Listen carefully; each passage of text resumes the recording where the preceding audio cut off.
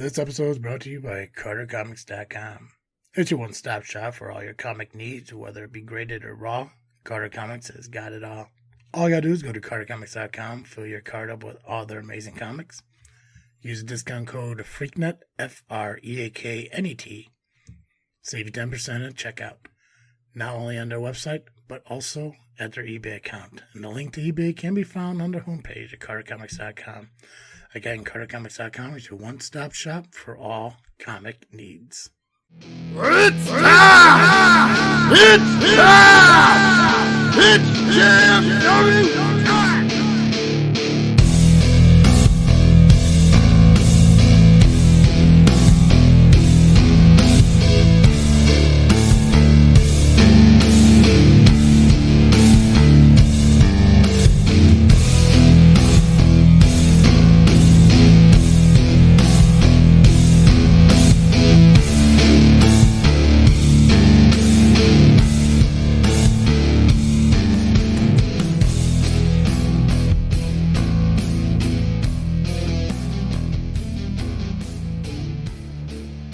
Alright guys, it's that time again, 7 ring with the greatest faction in podcast history. JFW Wrestling, the JFW Podcast, hosted by Travesty.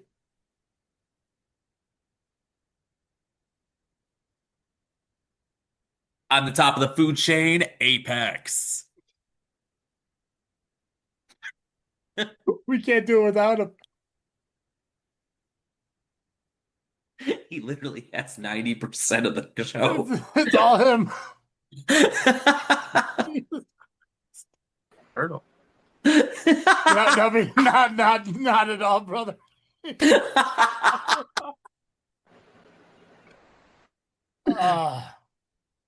Oh my god. Not at all, brother. I'm sorry, you did not Fucking come A. through. I know. You wanna Okay, how about, try that one again? And it was on me. Oh. So, on the Wi-Fi thing, it says they got a strong signal, but somehow there was a lock on it. The fuck? There was like a lock symbol right on top of it. It's gone now. Yeah, that was funny. I didn't realize you were muted, like you were frozen. So I just awkwardly said who I was. Oh, this is not the rhythm we do. Lucky for me, I can just switch to my phone. So you good now? Are we good? I think we're good. Hopefully, We can restart that now. Okay. Why? Okay, here we go. Great week. All right, guys, it's that time again, 7 ring with the greatest faction in podcast history. JFW Wrestling, the JFW Podcast, hosted by Travesty. and I am the faction slayer, Nubby, the amazing turtle. And I am the top of the food chain, Apex. I wish you all could have joined us throughout this journey of trying to make this show exist, because this whole week has been hell when it came to signals and everything. And I'm not going to lie, you may not even hear this because it could happen again. But we could be just talking to ourselves right now. it could be very well, yeah. So, but we're going to, at least I'm going to. You guys are. I'm going to pray that this works out well. Yeah. We do have a bunch of shows from this past weekend we got to cover. We got a few shows coming up this weekend that we also have to get some match cards for. As always, Nubby always has the bulk of the work. So, Nubby, I'm going to leave it up to you to decide where you want to begin as far as results from last weekend. And I guess, obviously, we're going to have SCW we got to talk about from last weekend as well. No, Pax will cover that one. But as far as the other 2, 4, 5 shows, what you got? All right, so since I have freelance right in front of me, we're just going to go right into it. And, of course, Apex is walking away. Everything's working on and he just leaves. Yeah. You guys seem to got it. I'm going to go do some fucking burpees. Yeah, right. Go sell some protein. I'm gonna go snort some pre-workout. All right, so we had the Legacy Championship, or I should say number one contender Legacy Championship tournament tag team thing. Random wrestlers put together to face each other, and the winners of each match will go into a battle royal. So, Sabin Gage and Darius Luttrell defeated Angel Escalara and Blair Onyx. Sorry, Travis. Blair lost. It's a travesty, I know. Listen, you can't win them all, but she's still winner in my heart. That's all that matters. Yeah. Antonio Edsley and Robbie Reeves defeated Stone Ambrose and Celeste. Chico Suave and Alfredo El Bitter defeated RJ Sawa and Sean Galway. Trent Wrigley and Davina Thorne defeated Trevor Outlaw and Kylie Ray. Shazza McKenzie and Laney Luck defeated Matt Nixon GPA. And I see you guys are moving, so we're in good shape so far. All right. So we got Alfonso Gonzalez defeating Eye Candy Elliott. And then for the Legacy Championship, we had Coda Hernandez defeating Sandra Moon. Now we are in the Battle Royal. Chico Suave did win, so he will be number one contender for the Legacy Championship. It will be Chico Suave versus Coda Hernandez next month. Side note, Laney Luck did not compete in the Battle Royal due to an injury. Did they Not specify sure. what kind? I don't know which one. No, don't know what kind of injury. Don't know when she sustained it. If I were to guess, and if it happened backstage, there's only one person involved, and that's Eye Candy Elliott. But we don't know for sure. It is on IWTV Live, so you can go ahead and check that out and see for yourselves. I don't know if it's out yet, but it will be. If it's not yet. You know what I mean. All right. Ultimate Combat Gauntlet took place. The only thing I have for that right now is Kenneth Sutra retained the heavyweight title and has joined forces with By the Book.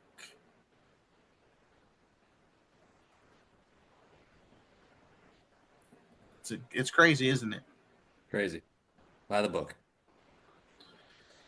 All right. We are going to go up. So let's go with A Day for Priest. I like it. There we go. It's a All big right. deal. Over $6,000 was raised for this event. Holy shit. I could use $6,000 right now. But that's just me being petty. I could buy a new modem. I don't know what kind of Maybe- motor you're buying, but yeah, you definitely could get For a $6,000, one that fucking works. I'll tell you that much. You might get a server room for that price. Jesus. Yeah, right? Well, shit, $6,000, we can have our own studio. God, I wish. There we go. I got to win that lotto. Got to win that lotto. Freaknet Studios will become a thing. Yep. I'll whenever I win the lottery and I turn Freaknet Studios into an actual studio, I'll put it in a populated area. That way, Apex Nutrition can have a storefront. Ah, yeah, I like it. Yeah. Yeah. That would be It, service. it won't be in Shorewood though, because fuck Not- that. I'm not. It's gonna be close to where I live because it'll be convenient for me. That's fine. We can expand. We can expand. And I know who can hold the sign outside. Kyle, Okay. he can do it. Ooh. Yeah. Okay. Give him one of those suits. He got the thing. Does he know how to do all that? I don't know how to do that. He probably doesn't, but it'll be funny anyway because it's Kyle. You remember the episode of The Office where Jim was trying to do it and he can't really do anything, but then the guy down the street's like doing, yeah, I'm that guy. Like Jim just, no, I'm good. I can do. You talking about like Kyle, like actual Kyle? Yeah. The behind the robot, the fourth most important person on Jedi Talk. I say he's more down the line, maybe the 7th or 8th. The chair that the pink pants guy fucking sits in is fucking higher up than him. Yeah. He did a little commercial, if you will, on Instagram about tomorrow's live episode on YouTube for Jedi Talk, and it made me not want to watch it just because he was talking. Because anything he says is what's the word he says? Irrelevant? No, he doesn't say that. That's too nice of a word for him. I'll tell you right now, though, if he was a character on fucking Star Wars, he'd be kicked off that fucking Enterprise. All right, so we had the Battle Royal. Chandler Awesome, McClure. Yeah.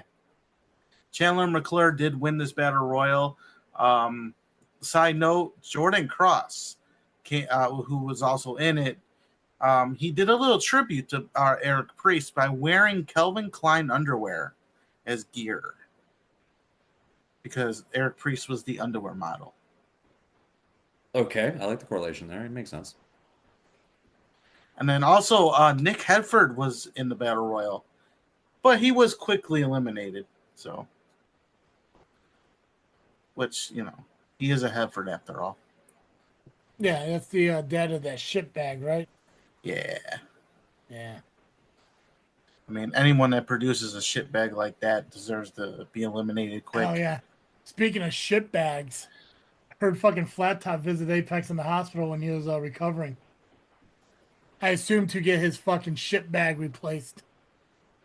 I mean, I don't know why exactly it was there, but he definitely came to visit. So I'm assuming that he was already making the stop over there because he's all like, I'm old, it depends. Well, let's get you a fucking shit bag. And he's like, yeah, that works. And that's assuming why he never fucking gets up and does anything at SCW is because he's filling the bag.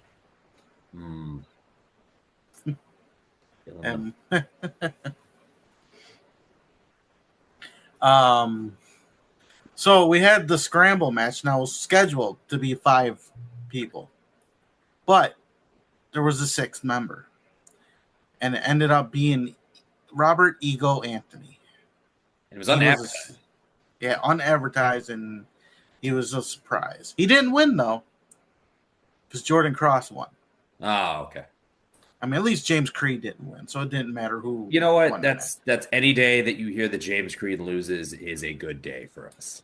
Yeah, because he's a loser. He'll tell you otherwise. He owed 2 belts. Yeah, well, fuck that guy. Shut up. He a bitch. Oh. Mason Beck defeated Vic Capri. Silas Young defeated Jason Dukes. Hardcore Impact won the tag team Gauntlet. Bryce Benjamin, Mike Flannery, Mike Matthews, and Chandler McClure won the 8-man tag. And Mustafa Ali defeated yo boy Mason Perks.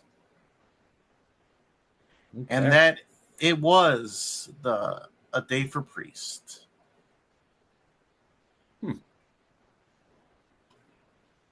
Sounds like a successful show. It's one of the highest fundraising type shows I've heard of on the indies. Yeah. Like I believe that's truly awesome. Oh yeah.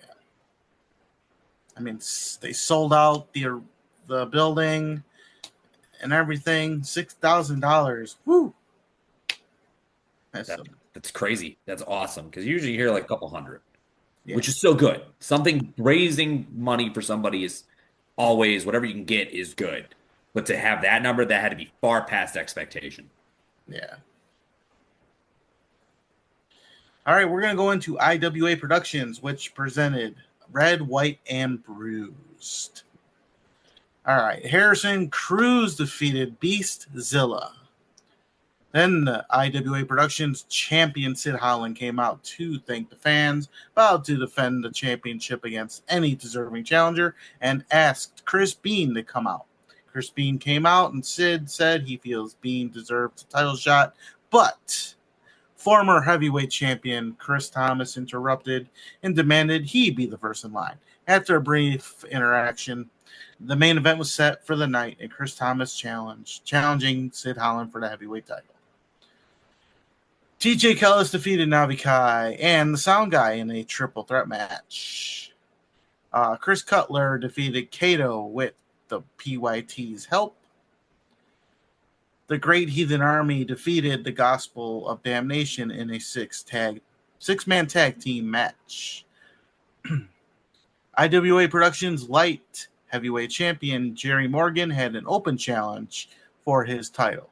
Robert the Great answered the challenge. Jerry Morgan retained, going over via the sharpshooter. A-Boy and his monster defeated the Boys by disqualification after the Boys' use of a steel chair. What a bunch of dicks. Ricky Cruz defeated Tobias Storm. PYT were taken care of by Kato and Dexter Roswell, who, along with Ricky Cruz, have aligned with Chris Bean to rid IWA Productions of PYT once and for all. Then we have Sid Holland and Chris Thomas for the heavyweight title. Unfortunately, they fought to a double countout. Thomas, wanted another title shot, but was told he would have to earn it. Next month, he will face Chase Stevens, and if he is victorious, he will get another title shot. IWA Productions will return August 30th with a Night of Honor, which includes the IWA Productions Hall of Fame. And the inductees this year are the Monster Scar, Pretty Boy Floyd, and the late Road Warrior Animal. And that was IWA Productions, Red, White, and Bruised. And that is all the results I have. Nice. Yay, Apex gets to do something. Yeah, I actually do work around here every now and then. Not in July. No, July was a quiet month for me, apparently. Not month of July. I mean, you could have had more if Flat Top would have gave you, I don't know, fucking match cards to the first SCW show, but yeah, Yeah, if somebody we would have been able to talk a little bit more because they released Not the next right. day. But we did. Hey, at least he showed up to the hospital for you for some fucking reason. I mean, he just wanted to look out for his top talent. What can I say? Why was Creed there? No, thank God. That he probably was put in the hospital at that point. Ooh, it's possible. So, all right. This past Saturday at Clifton, I'm going to call it the Community Center, Community Center. It's across from where we had Clifton Days last month, because we're almost in. I'm going to call it last month. We're in August. Or just say a couple weeks ago. We're a couple weeks ago, whatever. We had July. Clifton Days. We were outside Clifton. Now we're in the Community Center, and we had Star Spangled Beatdown. Probably one of my favorites. Travis, you gave me some good matches at Star Spangled Beatdown. You gave me the match with Jordan last year, or 2 years ago now at this point. Shoot, I've been around for a while. Where I finally got to beat the hell out of the guy that was the reason why I showed up at SCW. So thank you for that. Wait, I gave you a match? I didn't give you a match. I gave you a match? You were part of that, part of the reason why I got that match. And then you gave me a match against a returning Logan Steele, who literally threw me around for 8 minutes. Learned size does matter in wrestling that day. But did you die? No, I didn't. I did steal a victory. He is not expecting that. So that was awesome. Yeah. But he's holding gold in SCW now, right? He is, and I'm going to go over how the hell that came to be. That's right. It's really crazy. But let's start with High Voltage, which I know for a fact this time you had your hands in at least 2/3 of these matches. At least 2/3. Starting the night off, we had the new kingpin of SCW, Chris Freiberg, versus a Wrestle League debuting Julian Mavencourt. Unfortunately, Freiberg comes up with the victory. Yeah. In the second match of the evening, we saw the Calabunga crew, JFW's own Turtle and Sean Danger, versus a unlikely team of Johnny Chaos and Tommy Gunn. Why unlikely? I don't know why anyone's partnering with Tommy Gunn. Why not? Tommy's just as good as any of them. If that's what you tell yourself at night. No, that's just what I see based on the people that are fucking going out there and phoning it in. Well, I trust your judgment. That's why you're the general manager and I'm just talent. So yeah. Well, let me ask you a question here, Pex. Yes. Would you rather team with Tommy or not get booked that night? That is a very good question, actually, and I would definitely just team with Tommy. Right. But at the end of the day, no offense to our Calabunga crew, if I would have teamed with Tommy, we would have probably won that match. Because the Calabunga crew beat the hell out of Johnny Chaos and Tommy Gunn, rightfully so, because they are a real tag team who know how to work together. Now, when this show comes out... Hold on. In their defense, a lot of tags in and out between Tommy and Johnny. They did get themselves in and out quite a bit to keep themselves fresh. The temperature in that building was atrocious. So they were wise enough. We were suffering. Like I couldn't. It was miserable. I think I went home that night and was sick because of the amount of. When the shittiest person in the business gets cheered by the fans, who, after he says that this place sucks because there's no air conditioning, that's how you know your building has a fucking problem. Yes, agreed. But I do recommend anybody, especially you should always watch these matches when they come out to listen to mine and Travis's commentary. As I had questions on Sean Danger's mental cognition going into this match, and I can tell you one thing: for how much he drinks out of that canteen, he definitely impressed me and showed me some stuff that night. So, Turtle, you have yourself a very interesting tag team partner, which I wonder, can he wrestle sober, or is this like one of those things where he is far better drinking out of that canteen? Maybe one day we'll find out. I love what's going on, so I don't need it to be anytime soon, but I definitely have that question in mind that if he ever didn't have that canteen, is it like Popeye not having his spinach kind of thing, you know? It's something like that. Okay. But you know what was hot besides the building? Ooh, what? The hot blonde in the bleachers singing my song. Oh, they're talking about Creed's fiance. Or Johnny's fiance. So everyone else's women is hot. Got it. All right. Basically anyone who's fucking taken. Yeah, it's usually the case nowadays. Yeah. But yes, Turtle. Listen, here's the one thing I'll tell you though. They're fucking dating people that'll just fuck up anyways, so I'll wait. Man's just biding his time. Jeez. All right. I mean, fair enough. I've been in life long enough to realize that fucking people fuck shit up, and 100%. Then somebody needs to come talk to somebody, and I am a good listener. So cool. All right. Well, the Cowabunga crew did beat Chaos and Tommy Gunn, so congratulations to you guys, and kudos to the girl in the bleachers who knows good taste in music, because Turtle's music is probably one of my favorites. Almost walked out to it in an MMA fight, so definitely love that song. The main event of High Voltage was not made by our general manager. They pretty much made this themselves, as the Night Reaper had a non-title match with Dallas Calloway, hometown boy, the new golden boy of SCW, to pair against James Creed in golden boy status. But Calloway did come up with the victory, not in a way we expected, as the Night Reaper got himself disqualified. Calloway now gets an opportunity at the High Voltage title to be determined by General Manager Travis T and President Flat Top if it's going to be a main card match or High Voltage match at WrestleTopia. Oh, hold on. That's already decided.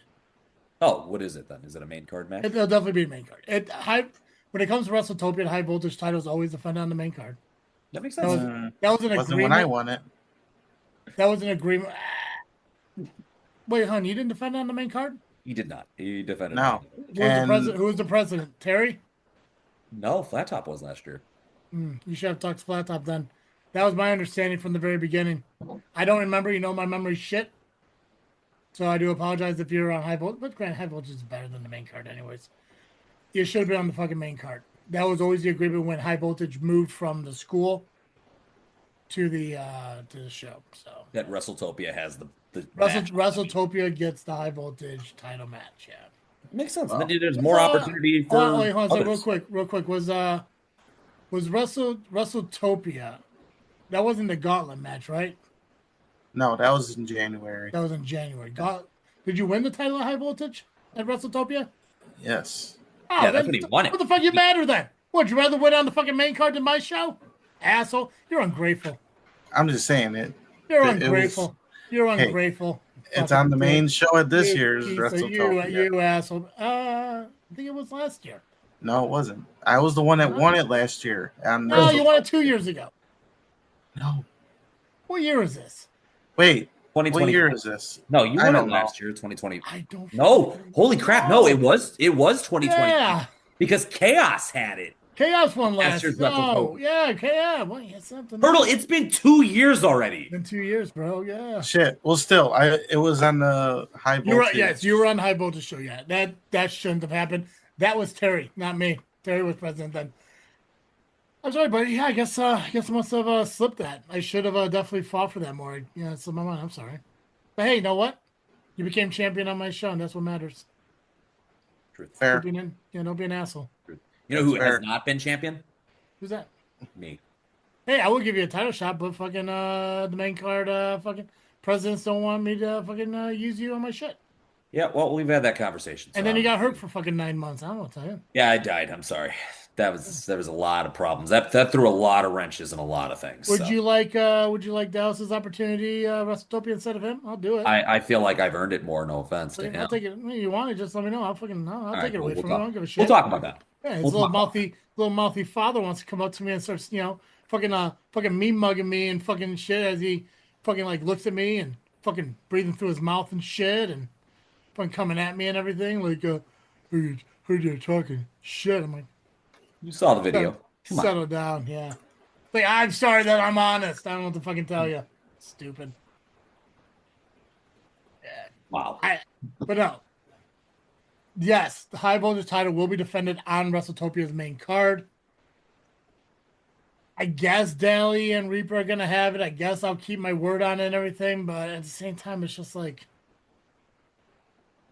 I'm still not happy with the fact that they decided to dictate their own shit. Just not a big fan of that. I don't. Yeah.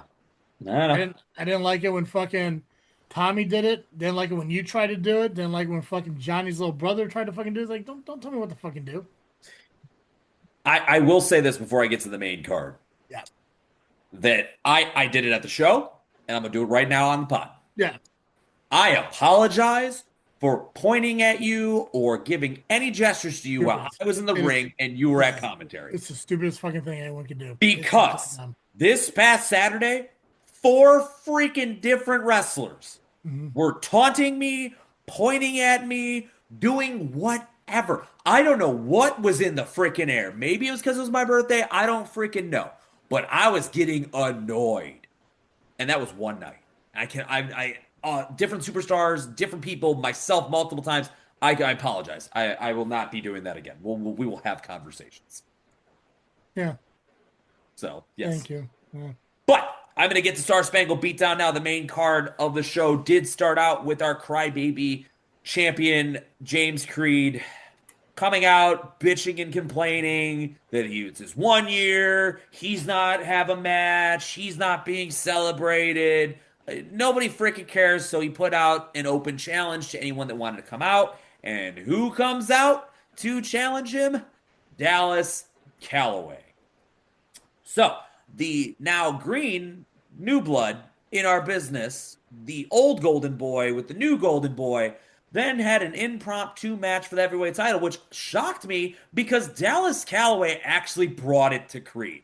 And we talked about the disadvantage that Calloway is because Creed is actually one of the trainers at SCW's Performance Center.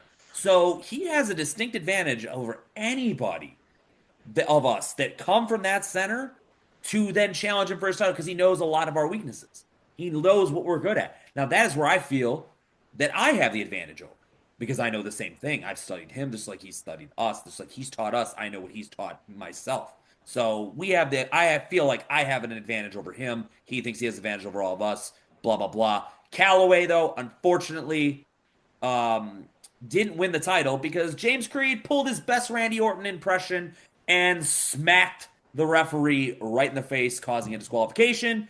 As Creed went to the back, proud of himself, like he always is, President Flat Top got up and told him to come back out there and made another match of James Creed versus Dallas Calloway for the main event of Star Spangled Beatdown. So, a second opportunity to win the heavyweight title in the same night. Cool. Match number 2 was a debuting Jay Thunder, who isn't he technically part of the Cowabunga crew in a way, like an honorary member or something, Turtle? Something. He was part of Turtle Thunder at one point. Turtle Thunder. Okay, I actually really like that name. That's kind of cool. But he took on Johnny Now Chaos. that Danger's in there, you call it Drunken Turtle Thunder. Oh, we got to make this happen. Jay Thunder, though, proved to be too much for the power and athleticism of a Johnny Chaos. He does get the victory. I think the biggest issue for Johnny was he was trying to outpower a man of Jay's size, and it just wasn't going to be there. You have to adapt to what you have in front of you. And I feel like he just didn't do it in this match. So Jay Thunder does get the victory in his SCW debut. Hope to see him a lot more at SCW now. Match number 2 was supposed to be the Kingpin, Warren C. Freiberg III versus Sean Danger in a singles competition. And I say that because things changed. Turtle accompanied his partner out to the ring, and Warren Freiberg had a proposition to change the match to a tag team match. And Turtle was so nice enough to point out that there was nobody else with punitive damages there. It was the Cowabunga crew and Freiberg, so are we going to have a handicap match? Well, Freiberg apparently thought ahead. He has a new client that was brought apart, and Turtle, you're very familiar with him, and I know you don't like him. I've seen him a few times myself, but he brought in Chris Miller. That's some new muscle to that group. And I feel like that actually legitimized punitive damages a little bit more now when you add a guy at the size and power of the governor and Chris Miller to this with the Sheik's money. All right, well, the match began. Honestly, I thought it was pretty balanced and well put together for a little while, and then there was a slight distraction, and Warren C. Freiberg and Miller cheated and won and got the victory. So, sorry, Turtle, on that one. You guys went 500 for the night, though, so at least you guys did that. Yeah. If it was Nuke math, like, hey man, at least you went 2 for 3. What, 2 for 3? He fucking went on. I think it was a Power Hour, and or no, it was a Love Intoxicated podcast, and they had fucking Nuke on for some god knows why. Probably just fucking they needed to fucking fill the slot, and just like Pac's mother, and What? right. Well, I just gotta throw it in from time to time. Sup, Mrs. Pax. She watches the show. I'm fine with it. She's cool with it too. Yeah. Yeah. He goes on there and they're talking about the odds of winning shit or whatever, and then they start talking about baseball, and then Nuke goes on there and yeah. So if they go in there and they I mean it's kind of like baseball where they go out there and you swing about 10 times and I know you only get like 7 hits or anything. It's like you're batting 600. Huh? Yeah. Yeah, go out there and make a tag team match, and I don't know who's gonna get this briefcase or not, but I'm gonna go ahead and blow my authority and swing my dick around because I can't do things like that now that I've been handed an opportunity to be a boss instead of earning it. Okay. Yeah. Fuck that guy. Okay. Because also he was one of those fucking dudes who fucking just fucking stared at me. Mike. What? You're so far away right now. Am I? Yeah. Well, you didn't have to nuke it, but What do you mean far away? I'm like, it's like right here to me. you sound like you're from a distance. Like I'm watching you right now, and you sound so far compared to how we started the show. It's probably because I yelled into the mic. That's a little better now. There we go. I don't know what the hell just happened. Maybe just sound adjusted. Oh yeah, it was probably because I yelled into the microphone. And Oh, it's yeah, like, so- I gotta just because Zoom wants to dictate how things work. It's like the other day I tried to. Well, not the other day. That's a lie. Monday when the first fuck up, and I was mocking Star Wars because it's dog shit. I tried to play the stupid pomp and circumstance type of Star Wars song, whatever the fuck it's called, Death March, whatever the hell it is. Yeah, it wouldn't play it. It wouldn't. The fucking Zoom won't play that shit. It's like when I tried. I think it was last week. Right? No, like remember last week when I was trying to play the promo video or whatever, the promo. Yeah, video, yeah.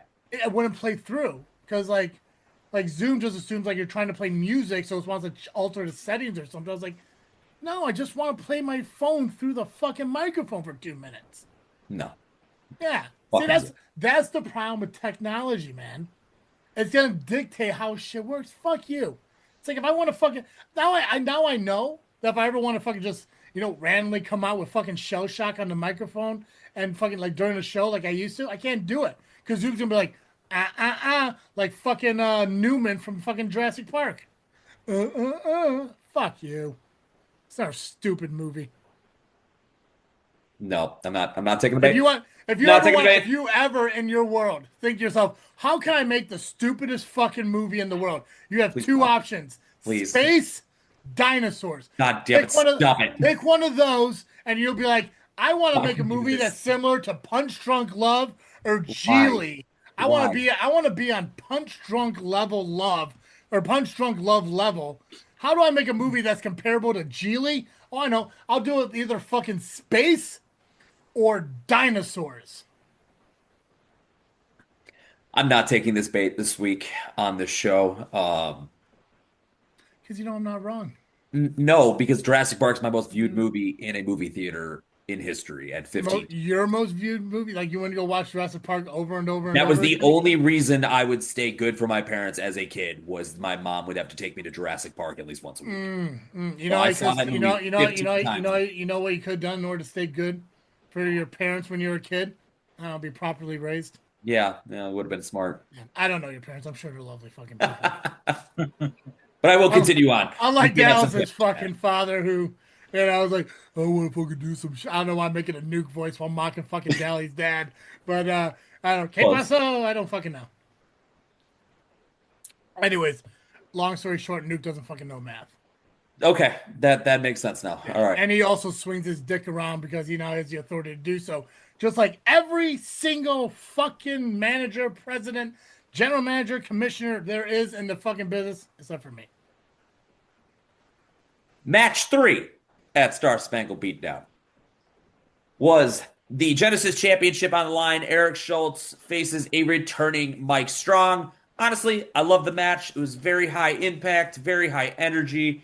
At the end of the match, though, Eric Schultz gets the roll-up and surprise Mike Strong and gets the victory still. So it was great that he holds on to the championship a little bit longer.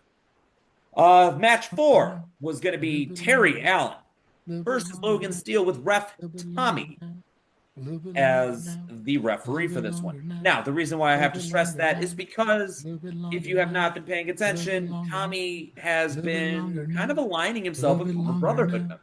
Like you've seen a little bit longer now. Snake at ringside with Terry. Are you kidding? Can I, like, I sit quietly for you.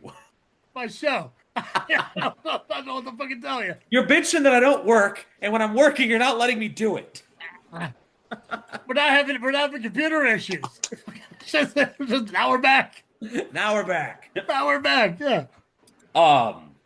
So this was the second time Logan Steele and Terry Allen have gone in a match. First time was back in April. I missed it. Watched the second time. I'm sorry. Second time they've wrestled. Fourth time it was booked. That's what I was kind of going at. Yeah. Second time they wrestled, but this is the fourth time. They've tried 4 times to make this match happen for number 2. Yeah. So, they're the only one that didn't get the fucking hint when like, oh wait, we're taking a break. Cool. And it was like, hey, still book us, but we got to take the fucking break. The match ended in a no contest, so there is no winner. There pretty much was a lot of pulling apart, a lot of fighting.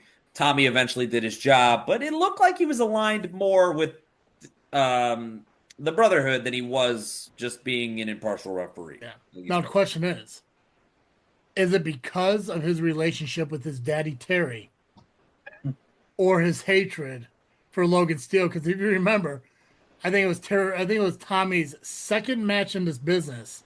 Oh, Logan fucked him up.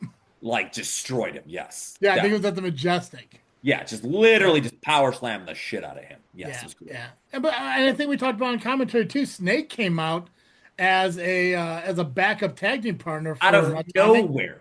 Yeah, after nowhere. Yeah, after Nubby got jumped. Yeah, that was bullshit. The biasness and it's definitely a one-side thing. So I didn't think that match was going down the middle even to begin with. So yeah, it ended exactly the way that I thought. They were just going to beat the hell out of each other. Like simple as that. So, but remember how we talked about earlier about gold? Well, the 5th match of the night was Acid Jazz coming to the ring without a VJ Price and a Miles Mercer but with both tag team titles in tow. And without become very stereo, important. he didn't have his little boombox. He did not have his boombox, but he had both belts. Yeah, both belts. And this is going to prove to be the mistake. So, took on Scott Spade. Match was pretty competitive, back and forth. A typical Scott Spade match. Let's be real. He tries to pick you apart. He just wants to hurt you.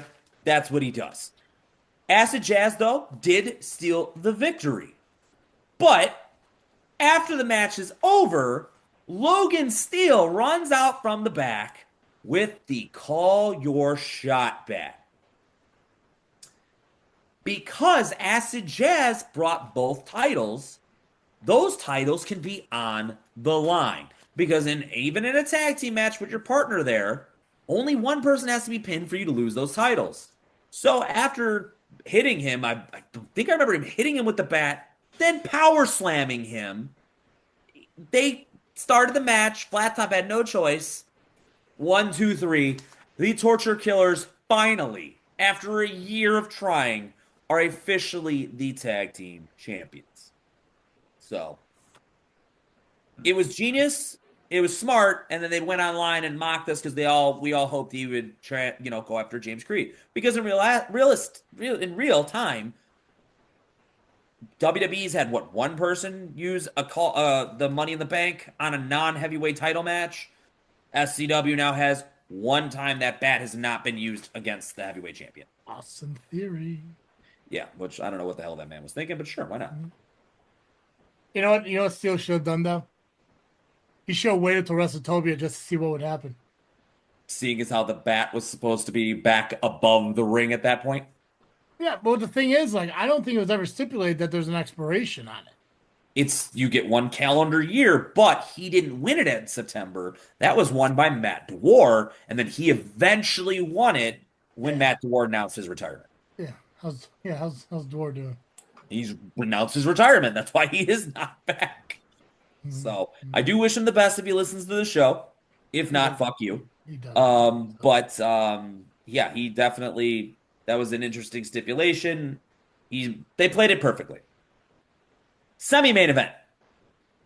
We saw the hometown DeCobra versus Benny Vargas. Vargas, since losing his Genesis title, has been on a losing streak. Well, that didn't change on Saturday night. And surprisingly, for the first time, we didn't see him try to cheat.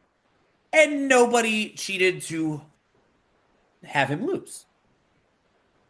So no one helped DeCobra. Good verbiage. Yeah, my brain kind of shut off there for a second on how I wanted to say that. But it was very hard-hitting. I think Vargas found out who really hit the hardest because I would say Cobra's strikes were definitely stronger. He hit him then with his patented, running elbow drop forearm on the neck.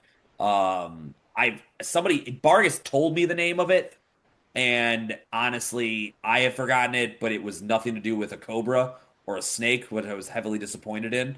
But hey, it's still an interesting move, and it's beaten a lot of superstars. So, in the main event, we saw James Creed versus Dallas Calloway. Torture Killers at ringside, per usual. Calloway held his own.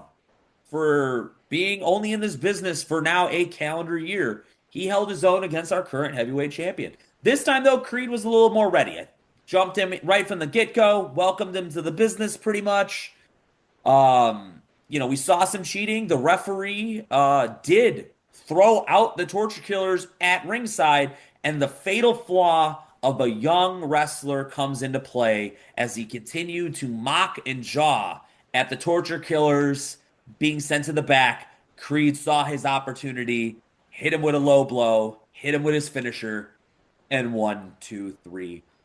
James Creed is still the heavyweight champion.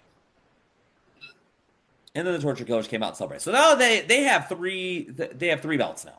So they have the tag team titles and the heavyweight title. That's technically 2.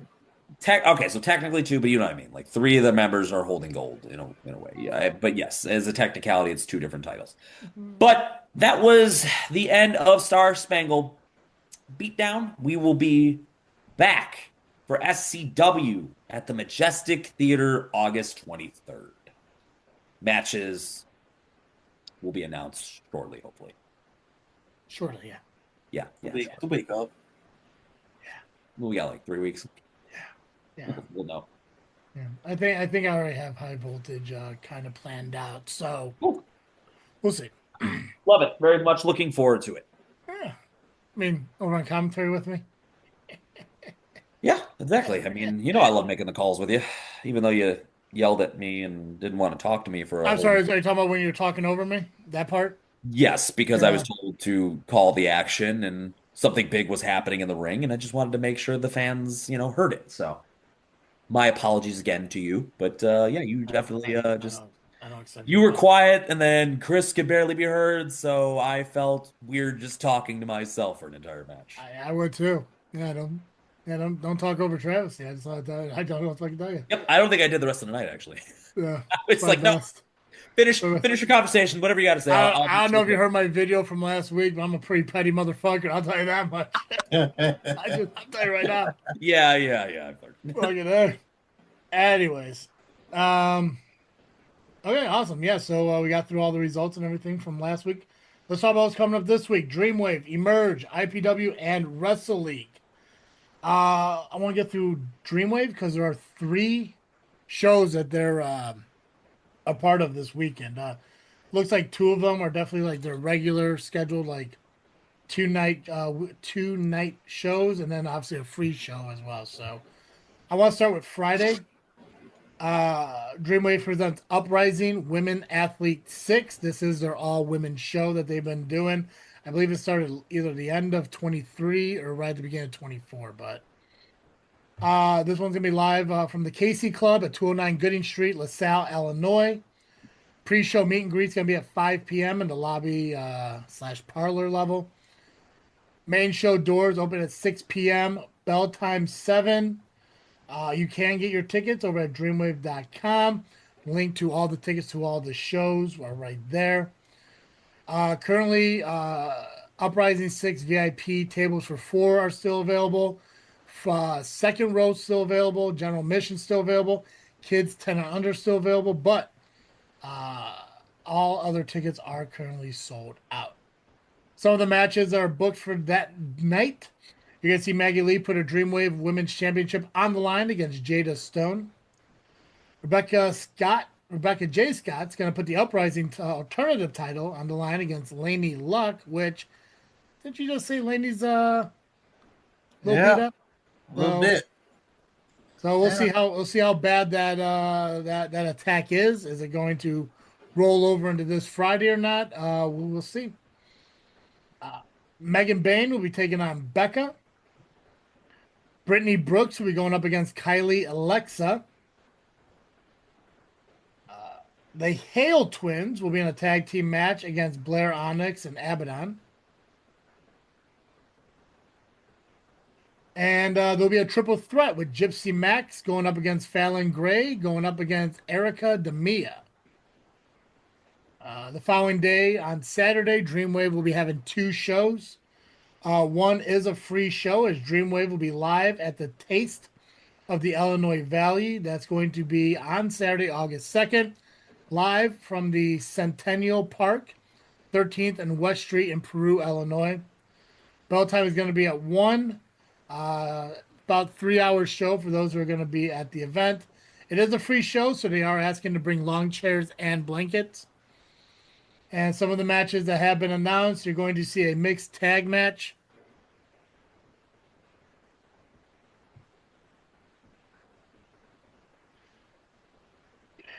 You're going to see a mixed tag match.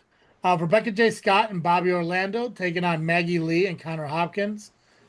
You're going to see another tag team. This is the DreamWave Tag Team Championship Tournament Finals. So it's going to be the Hop taking on the Hype. Taking on, yeah, I don't know if we're going to. Don't ask. They do hop. I think so. They got hops. It'll be the Hype taking on Bang and Matthews. J-Rod will be going up against Brittany Brooks in a singles match. Stephen Wolf, Jordan Cross, and Matt Hatter will be in a triple threat match. Channing Thomas being brought to the ring by Sydney Bacabella. Will be going up against Hartenbauer. And what I could only assume might be the main event, if not that mixed tag, it'll be the Dreamwave Alternative title in a fatal four-way. You'll see Cody Lane, Christian Rose, Jay Marston, and Solomon Tupu. Same night, you can catch Dreamwave Saturday night show over at the Casey's Club. As I mentioned, 209 Gooding Street in LaSalle, Illinois. Doors will be open at 5. Bell time will be at 6. Tickets, again, are still available at Dreamwave Tickets or dreamwave.com. Link, follow to the flyer. Table for 4 still available. Second row tickets are still available. General admission still available. Kids 10 and under also still available. Rest tickets are currently sold out. Matches for that evening. They have no matches scheduled for the evening, but they do have the hands we're dealt. So Nubby, do you know what that is? No. I don't either. But some of the participants is Connor Hopkins, Maggie Lee, The Real One, and Abaddon. So enter the dealer's choice lottery. I'm not quite sure what that is. But for those who want to know, go find out this Saturday. See what that is. That's all about. So again, 3 different shows by Dreamwave put on this weekend. 2 at the Casey Club. One's going to be at the Taste of the Illinois Valley. So check those out if you are in the area of LaSalle or Peru. Nubby, you want to do Wrestle League? Sure, I can do that. Sure. Thanks, buddy. Like right now. I'm gonna do that right now. Right now, why we still got internet? Yeah. Who would have thought? In order to make a fucking app work, you have to fucking delete it and bring it back. I'm gonna give you a second chance, like a psycho bitch that you fucking don't want to date, but that booty. We all know one. I mean, I had similar problems when I was using Skype on an app, and then just shit wouldn't work, so I went to the web. And Zoom did that to me too a long time ago. Yeah, it's weird. It's fucking weird. Fucking technology. Oh, shit. Yeah, garbage. All right, so Wrestle League presents Takeover, and it's first time in Villa Park this Saturday, August 2nd. It's the VFW Post to 801, 39 East St. Charles Road in Villa Park, Illinois. Doors open at 6 p.m., bell time 7 p.m., pre-show 6:45 p.m. General admission tickets, $25. All right. For the Women's Championship, we have Brittany Kay defending her championship against Mayari, formerly known as Maya Karas. Blair Onyx. Travis. Blair Onyx. Be taking on Sanika Sunshine. He acknowledges Blair Onyx. She's awesome. I'm still debating on going to the all women show for Frontline Pro next weekend. I'm really close to making it like an actual weekend vacation, since I rarely ever take vacations. Like going up on a Friday, coming home on a Sunday. Blair Onyx and Angel are the top 2 people I'm excited to see if I do go. So still in the works. I really do want to go though. I think Sierra's going. I think Sierra's on the card. Sierra's going. Okay, all 3 of them. All 3. I know there's more.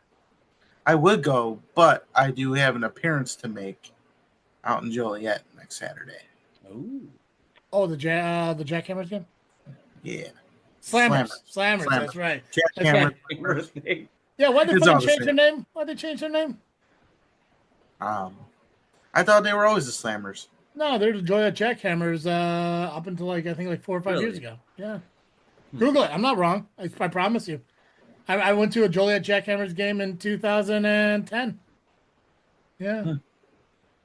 That's weird. Well, I never knew. I never knew there were more teams like that around this vicinity. I was always around. At the time it was the Crestwood Cougars, now Windy City Thunderbolts. Yeah, yeah, dude. I really, and you know what? And God, I really wish I went to a game last year to see Jenks coach. Oh yeah. God rest his soul. R.I.P. Bobby. We have the Battle of the Caribbean Cartel, if you will. It will be Jesus DeSafio and Razi taking on Alfredo Maris and Louis the Wrench. This all started at their anniversary show, and it's been going downhill ever since. So we'll see what happens. For the Urban Honor Crown, we have Muggsy James taking on Mike Strong. I almost said Muggsy Strong. I mean, Muggsy is strong, but... It'd be a solid tag team name. Oh, yeah. Muggsy, book it. I know you want to. I know you still listen to the show. For the tag team titles, we have No Priv taking on the Lorenzos. For the Proven Championship, we have Disco Ray defending against J.R. Lindsay, who hates bald people for some reason. And then for the heavyweight title, we have Humek the champion defending against the Ewok. And that is Wrestle League TakeOver, first time in Villa Park, Saturday, August 2nd at the VFW Post 2801 39 East St. Charles Road, Villa Park, Illinois. Doors open at 6 p.m., bell time 7 p.m., pre-show 6:45 p.m., intermission $25. Yeah. Nice. Yeah. Pex, we got for Emerge, brother. Emerged is August 22nd, presents E89 Cell Block. This is going to be at the Bartholomew Community Fairgrounds, 750 West, 200 South, Columbus, Indiana. Doors open at 6 p.m. Bell will be at 7 p.m. General admission is $10 ahead of time, $12 at the door. They do have a special that if you spend $30, you get 4 tickets. And then front row is $15. As always, people, the card is subject to change, but let's go into some of the card. We have Matt Dizzle versus Avery Hertz in a singles competition. Tag team championship is on the line as Alien Youth versus the Dead Presidents. We have a triple threat match with Eric Surge, Jordan Cage, and Anthony Totelli. Sounds super Italian. We have a 6-man tag match as well. Man, these are popping up a lot. Unfortunately, this is not a elimination style. But we have JD. That's where they fuck up. Yeah, I know, right? Yeah. The eliminations have been like the best, and we were on a roll of everyone doing them for a while. So it's like they almost listen to us talk about it. It's crazy. Oh, everyone listens to what I say. That's why we had another Evolution pay-per-view. That's why there's Queen of the Ring. Mm-hmm. Yeah. Yeah. But in the 6-man, we have JD Mariani, PB Smooth, and Kendall Fry versus Ace Perry and Original Sins. In a singles competition, we have Braden Lee versus everyone's favorite TikTok OVW wrestler, Jack Vaughn. Anyone who doesn't know who Jack Vaughn is, he makes a lot of videos, just like Big Ben Bishop, where they pretty much tell you the entire wrestling business behind the scenes in a funny way. I don't know how funny it is. Some of them is fun. Some of them are fun. The women's championship is on the line as Casey Clay versus Marty Bell. The Outbreak championship is on the line in singles competition as well as Casey King versus Jason Hotch. Jesus. That was my bad on that one. That was in a weird stutter phase. But Casey King versus Jason Hotch for the Outbreak championship. And apparently this one's been in the books for a while. It's almost like Logan Steele versus Terry. It's been booked a few times, and they find they're going to make it happen.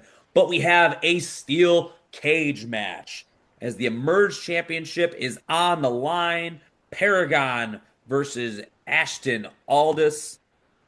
Adonis. Sorry. Wow, man, I can't read right now. Let me try that one more time. Steel cage match for the Emerge Championship as Paragon versus Ashton Adonis.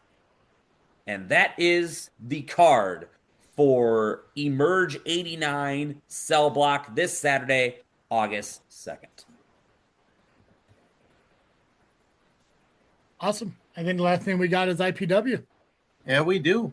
After a month off? A little over a month, yeah. A month, yeah. Actually, 2 months. A beginning of the month IPW show. Yeah.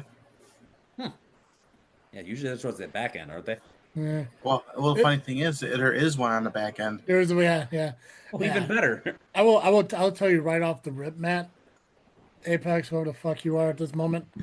If you ever want to bring your kid to a wrestling show, this is definitely one of the ones you would want to do it because it is Sunday during the day.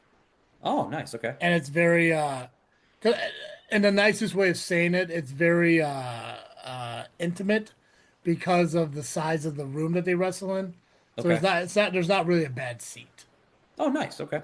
It's one IPW is up there with Rocket Pro and SCW, and it's not even like you don't even have like the RPW like production to it, but you have the wrestling because it brings in Wrestle League guys and veterans. And I mean, I know we're gonna go through the match card here in a minute, but I mean, I think the last IPW show I went to, there were 4 different company title belts on the line at that show, and it's like the wrestling the title, like the guy's title. I think Wrestle League's title, RPW's title, C3's title, and I think there was one more. Well, I think Emerge was one, but I don't know if it was at that show particularly. But They have had it. Yeah. Wow, that's awesome. It's something like if your kid ever want to go to a wrestling show but not be out all night, this show's during the day. So Nubby will tell you. Go ahead, Nubby. I'm sorry. Yeah, I'm gonna tell you right now. Right now. Do it. Yeah, IPW returns this Sunday, August IP 3rd. freely. Sorry. And if you're new to this, the I Do I got stands Tourette's? for Is that my thing? Do I got Tourette's and I just don't fucking know it? Like, probably. right? The I. Sorry, that's not me. The I stands for Illiana. All In right. case no one knew. Illiana Pro Wrestling. And it is this Sunday, August 3rd, at the VFW Post 311, 22341 Governor's Highway in Bridgeton Park, Illinois. Doors open at 3 p.m.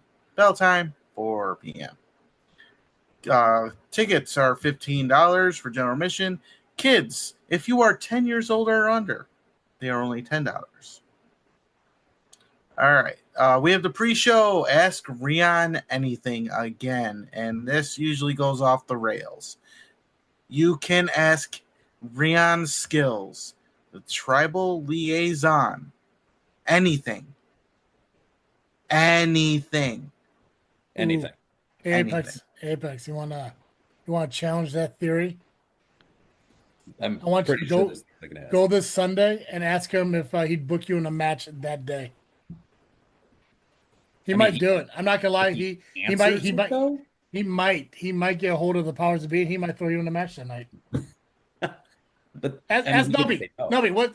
Maybe not guaranteed, but what's the percentage of a possibility that he actually does it? I'd say it's a high percentage. I can't give you an exact number, but and here's the thing: he'll give you what you want, but there's always a catch. Yeah.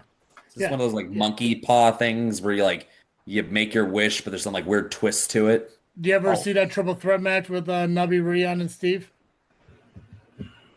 No, do I want to? No, I don't even want to see again. It's so impressive. you just named 3 people. I'm like, out of all that, I think Nubby is. It's so aggressive. The fact that Steve's in the corner soiling himself in the middle of the fucking match that he's in, watching the other side of the ring of what's happening, dude. It was. I felt so bad. I'm like, I don't know what the fuck to do here. Just laugh, I guess. It didn't go the way it should have. Oh, I'll okay. just say that. Got it. It was a bad day all around, and it led to an even bad match. And I don't hear the end of it because I got slapped in the ear, lost hearing, and Oh, literally, you didn't hear the end of it. I exactly. thought that was like a phrase, like I've never heard the end of this. No, like I literally couldn't.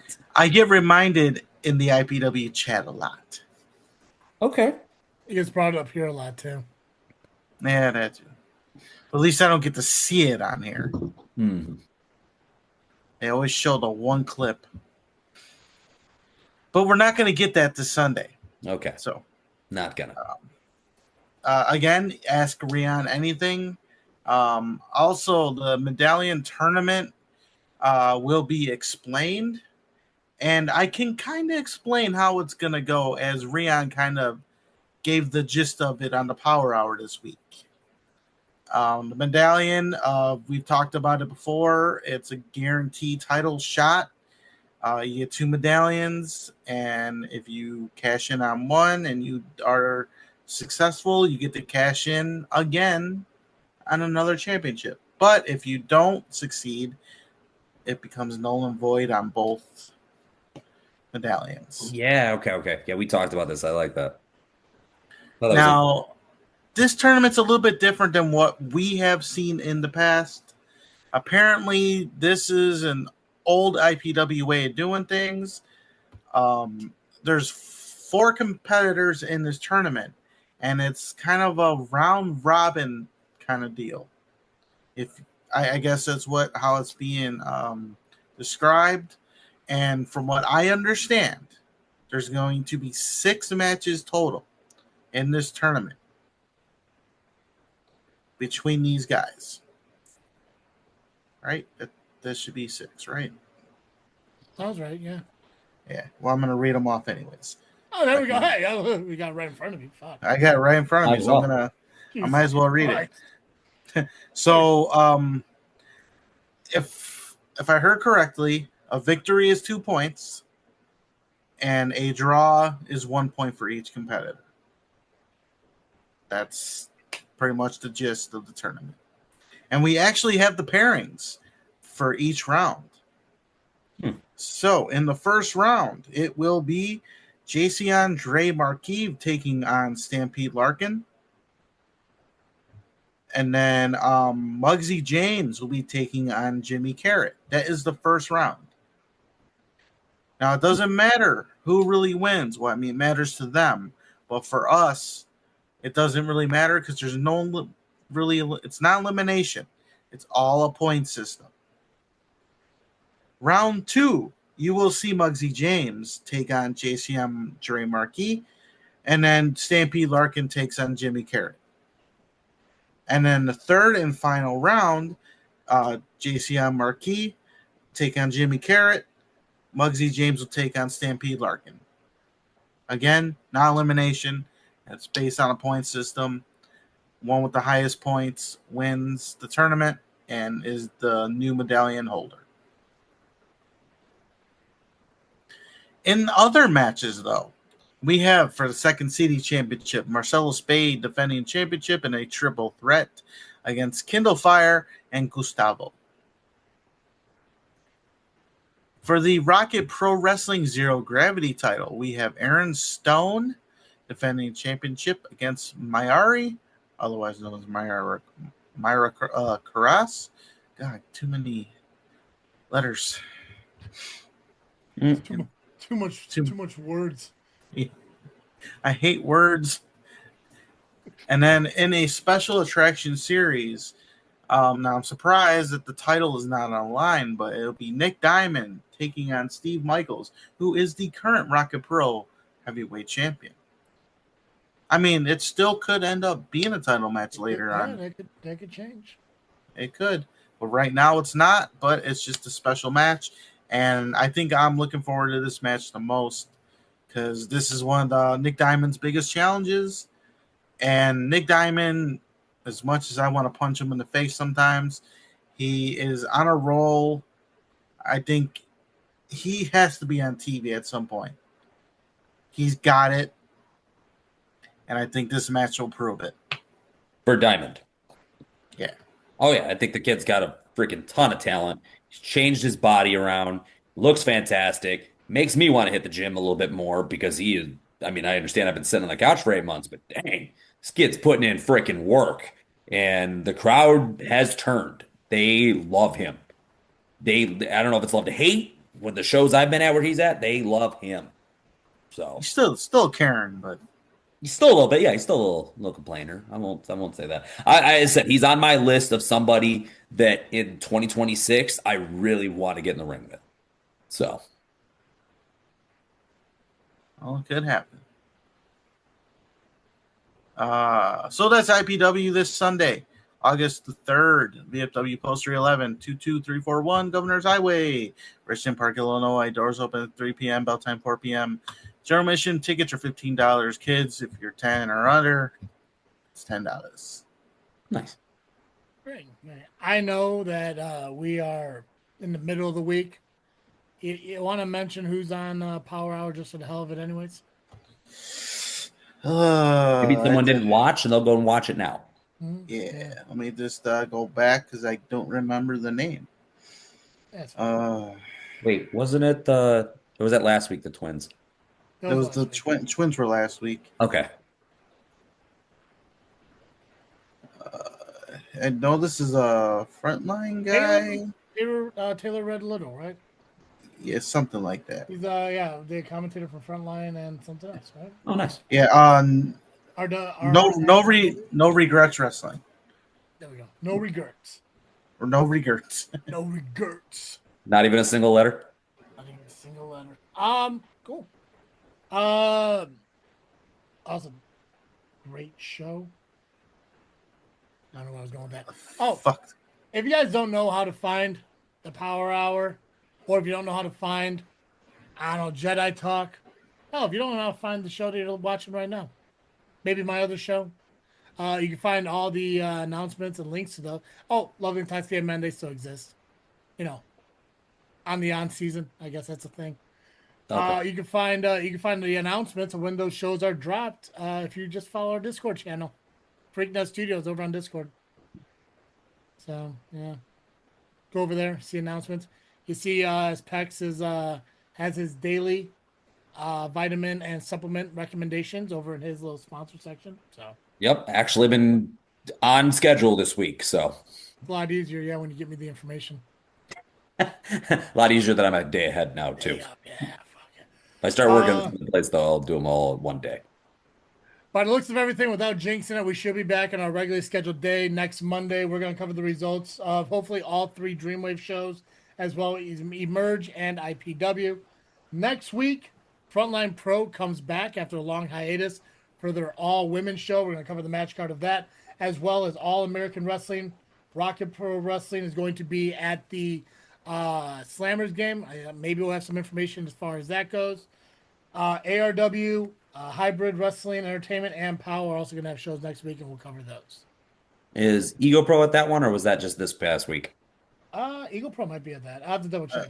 I think they're at that. Yeah, they are. Not the one they were talking about? Yeah. So Okay, I'll see if I can get a card from him. Honestly, there could be a lot more shows for next week. Those are the ones that I know of and verify. I got to run through everything. And yeah, I'll check with them. It's really hard when I do everything. So I think Eagle Pro is also at Thunderbolts this week. I know they were supposed to be. Was that yesterday or today?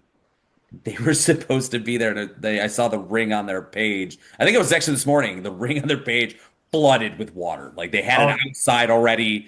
That was pouring. I think that was at a different. Was it, dude? They were having fun, but I was like, dude, I would have just wrestled in it. It looks cool. Okay, well, we didn't get a chance to do it on Monday, obviously, but you guys got any final freaking thoughts about wrestling? I mean, let me ask one question, then you guys talk about whatever you want to talk about. How do you feel about a 2-night SummerSlam coming up this weekend? Necessary? I forgot. Again, I'm excited for one of the days, and then I'm like, oh wait, I got 2 nights of wrestling. Yeah, is it necessary? Is SummerSlam 2 nights necessary? I think so. So it can be. And I was excited for it a year ago. But there's too many PLEs in between, and it's hard to get excited for another one, especially a 2-nighter, when there hasn't been much of a build for SummerSlam. I feel like it's been dead. Like we were talking, I think on Monday, and I kept seeing the Drew McIntyre stuck. I'm like, why does that matter? Isn't like SummerSlam in like 4 weeks? And I was like, no, it's a Saturday. Wow, I was blown away. I'm not used to them also being the first weekend of the month, but I think they're also trying to get in before football season starts. I'm just like, I'd be more excited about it if there was a strong build and we didn't have so many PLEs in between. I would have been, I don't know, I think I would have been better if Punk didn't have that match with Cena already. I think it would have been a better SummerSlam match if they just kept building up to it. I hate the fact there's so many PLEs now. I get it, content, but you're taking away from everything else. It's just insane. No, solid points. Yeah, I'm kind of in the concept of I'm excited but not excited. Is it going to be way too much? I mean, if you're going to try to build it as a WrestleMania, I think it's going to fall short. Oh, it is definitely going to fall short of WrestleMania. I mean, it was going to either way because you're not supposed to top WrestleMania. Yeah. You're supposed to just top last year's SummerSlam. Yeah. And this SummerSlam is probably going to fall short of Backlash at this point. Yeah. Well, keep in mind, looking at it, because this is 2 nights, if you include NXT, there's 4 PLEs this month alone. Sons of bitches. Yeah. I'm going to try to get a hold of Jay to go over the show this weekend because we haven't done that in a while. But some of the matches that have been announced, Tiffany Stratton will put the title on the line against Jade Cargill. Randy Orton and Jelly Roll will be taking on Drew McIntyre and Logan Paul. Gunther will be going up against CM Punk. Judgment Day, and keep in mind, this is night 1. Judgment Day, so both championship matches are on night 1. Judgment Day, Raquel and Roxanne are going against Flair and Bliss. Roman Reigns and Jey Uso will be going up against Braun Breaker and Bronson Reed. Sami Zayn will be taking on Karrion Kross. If Kross wins, Zayn has to say the words, Kross was right. If Zayn wins, Kross must say, I was wrong. Stupid. Night 2, Cena will put the title on the line against Cody Rhodes. Naomi, Rhea, and Io Sky are in a triple threat match. So it's WrestleMania, but Bianca, Naomi inside Bianca. Becky Lynch versus Valkyria in a disqualification match. Solo Sikoa versus Jacob Fatu, which that's going to be my freaking thought. Dominic Mysterio versus AJ Styles, and the Wyatt Six versus Andrade and Phoenix versus DIY versus Fraxium versus Motor City Machine Guns versus the Street Profits in a TLC title match. I'm going to start out my freaking thought. I saw on social media that both Haku and Rikishi canceled appearances this weekend of SummerSlam. Speculation is they are going to be at ringside for the steel cage match. I am honestly excited, and I hope to God that they get involved some way because I do believe both of them can still go, especially Haku. Okay. Yeah, the weird thing is I know him more as WCW's main than I know his WWF Haku. But either way, that fucking Tongan death grip that he did was one of the, like, as a child, it was terrifying to think about. Like, absolutely horrifying. I almost did that on Saturday. Shut up, man. It's such a... I had my thumb out ready, and then I just went to a regular nerve hold. I'm like, God damn it, this is so heelish, but I gotta... I am... Oh, the match was... Anyways. It just amazed me, like, throughout all this bloodline, like, story, like, you haven't gotten, like, as many living bloodline members in one spot, like, through all of it. It's insane. Like, you know, you think you would have gotten that so far, but I'm excited to see that happen. I like when legends do come back to WWE, and the fact that these two men, their fathers are going to be there is pretty cool. So That's my freaking thought. How about you, Pex? I'll let you go next. I don't have one this week. Not a lot. Fuck you. No, shut. Yeah. Nubby, go ahead. Fucking Wednesday. You had fucking enough time. I didn't have a thought. I didn't think too much into it. No, fucking thing. Shut up. Go ahead, Nubby. Well, I guess I technically didn't have my own special one, but I figured we were all going to talk about the same thing. Hogan. I know it hits differently for everybody. Mm-hmm. We don't need to. I mean, if we wanted to, we can discuss all of it. But the childhood in us. I mean, it something died with him. I'm on the same side as what Kevin Nash said. Despite of what he said or what he's done, he's still a person. And for people to go on to social media saying like, "Good, glad he's gone, thank God," it's disrespectful. And granted, yes, there's things that he hasn't done, but nobody's perfect. First of all, but when you are a celebrity like he is, and you're in a spot like he is, those things are going to shine more than anything else. Everyone is guilty of doing something that somebody else would deem horrendous, horrifying, not something that you should be doing, kind of thing. But when we do it, nobody knows because we're not constantly being looked at through cameras and social media and all that stuff. So I'm not justifying what he has done. Some of the things he said in his past, horrible, but because of me and who I am as a personal believer in God and everything, and the fact that he was a born-again Christian and realized the mistakes he made were horrifying, and he, prayed for forgiveness on that stuff, I can't fault a man for the stuff that he did years ago. When somebody admits that they made mistakes and try to be better from it, it's like, how do you fault him, for something like that? Worst of all, go on social media and say that him being dead is a good thing. Because he has kids and a wife and friends and shit. It's unfortunate he passed. I'm glad that we're able to do the 10-bell salute for him at SCW, and the fact that we also did it for Ivan. Even though Ivan's been gone for nearly a month, the fact that SCW still did that is a good thing. I'm glad they did. Any time of passing of a wrestler, regardless if it's Hulk Hogan, Ivan Manson, Priest, it needs to be recognized and needs to be respected and, acknowledged, not torn apart or criticized, just because, again, he did something years ago that you want to what's the word? Base his entire career off of that, or like this one person based on that. Yeah, it's basing his existence, and that's the thing. From what I've seen online, and it's as you were saying, like it was mistakes that were made. He atoned for them. That wasn't his whole being. This man created to this extent what wrestling is nowadays.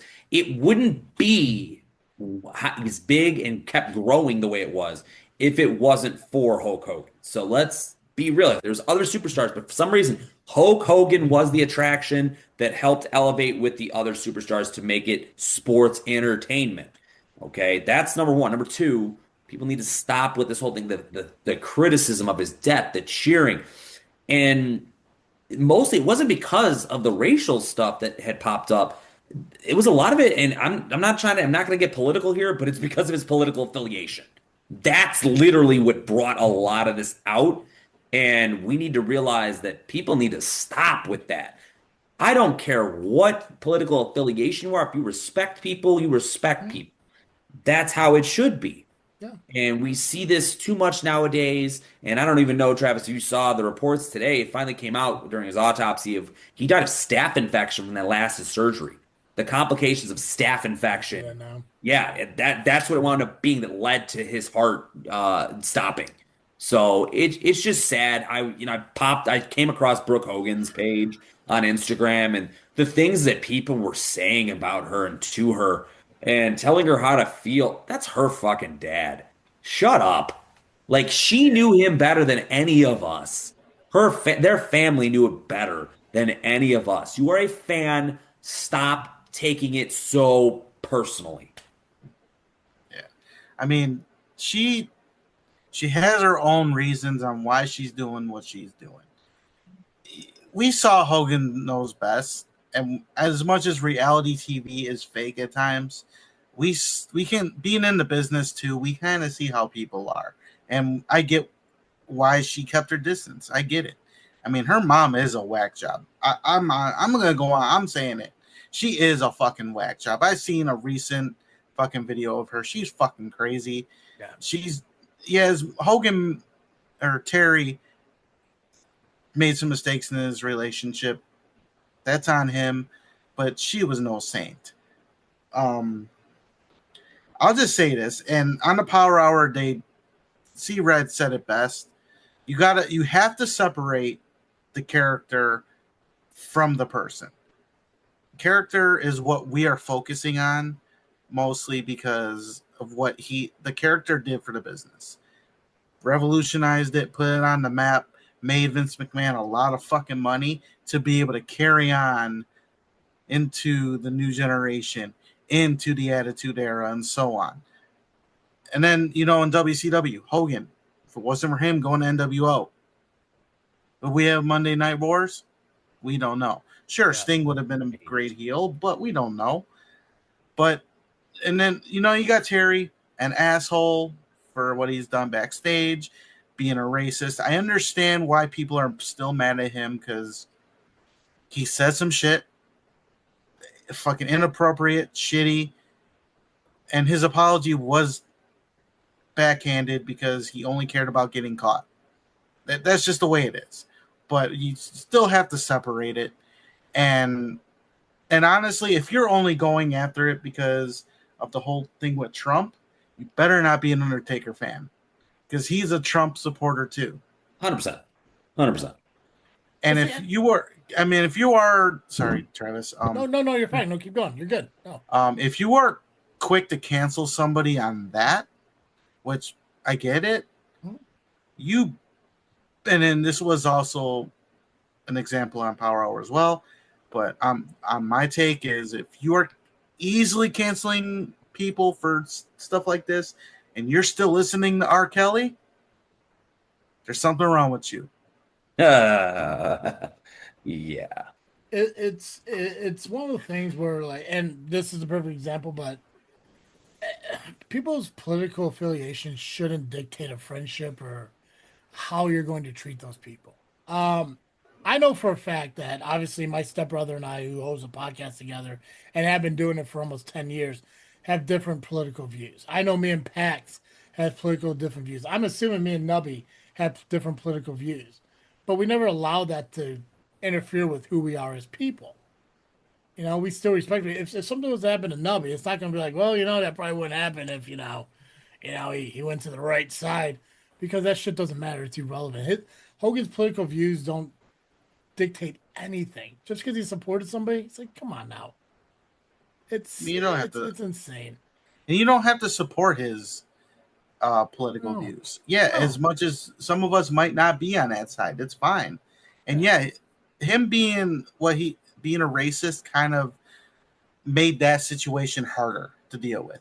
I'm sure if the racist thing didn't happen, or if his apology was a little bit better, maybe the Trump thing would have been an easier way to take things. Because again, if you are just shitting on him for that alone and still cheer for the Undertaker, you are a hypocrite. I'm just saying.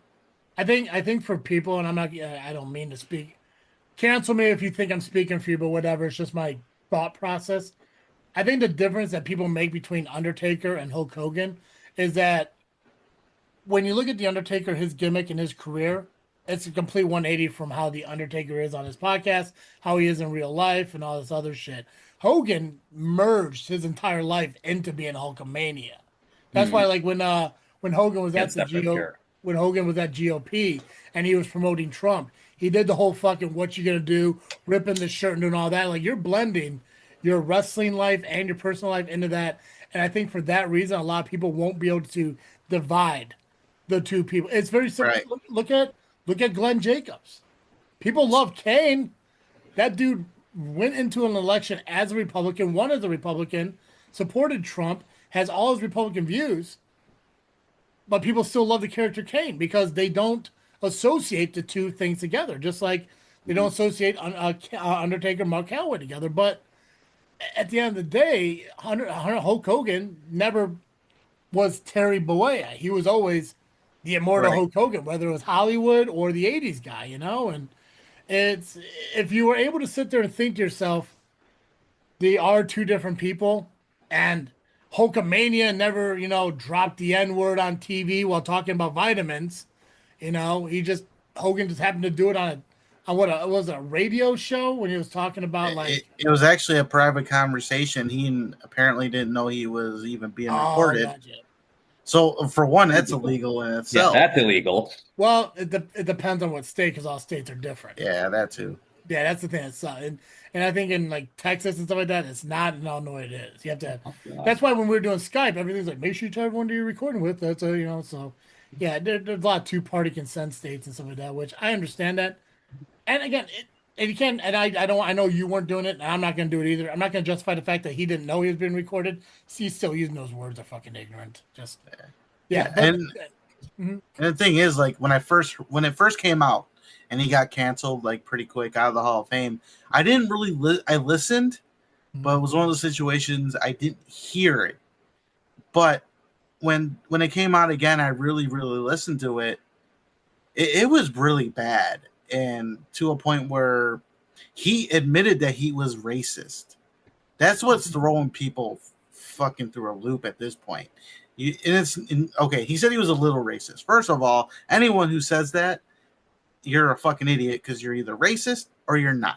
There's no in between. So fuck off if you are. Yeah. And just him throwing the N-word like that, I mean, good Lord, man. That's fucked up. I mean, look, we used to say dumb shit. Yeah, the word came out of my mouth a bunch of times, but not like that. I drop a wrench on my foot, I called it the N-word. But I'm not racist. I love everybody. Yeah. I don't even like saying the word anymore. I haven't. That's just. I think no one should use it at all. I'll be honest with you.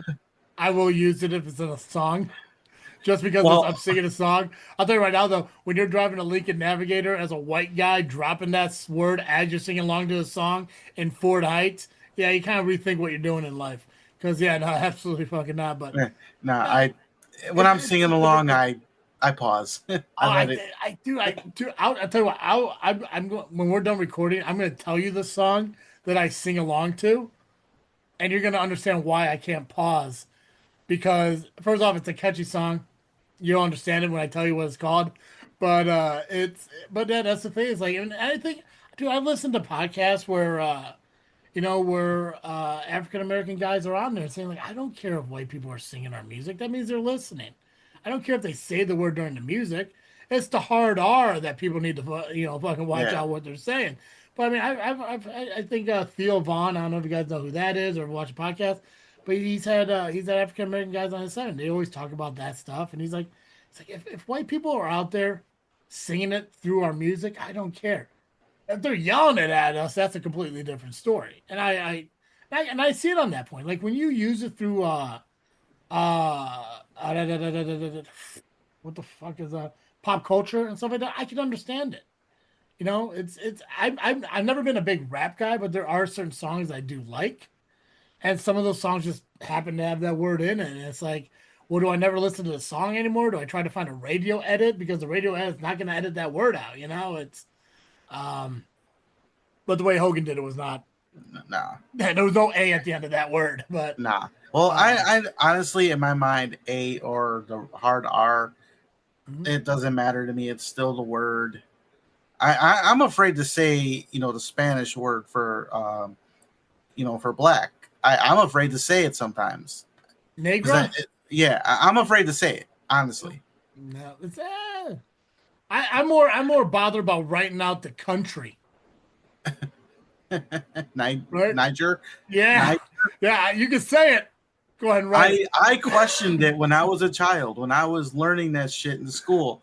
I'm like, is that a bad word? And they told me what the actual pronouncing is. I'm like, okay. I still never said it because I didn't care about to learn other countries at that point. I was a kid, didn't care about school. Yeah. But so basically, there's two things. One, don't say the word, even if someone lets you say it to them. Because you might actually get used to it and call somebody else the word, and they won't take it lightly. I done it. I do it with this one person at work. He didn't mind it. We called each other all the time, and then I called it to the wrong person, and luckily we were able to talk it over, and he sat me down. We were good. The other thing is, when it came to this Hogan situation, people are going to feel how they feel. Nobody has a right to tell anybody how to feel. Just let them feel it and don't fight about it. Because at the end of the day, someone's going to feel a certain type of way. I feel how I feel. When it comes to the character, a part of me, died because that's a childhood. That's my childhood right there. And it makes you think about life. So I'm separating the two.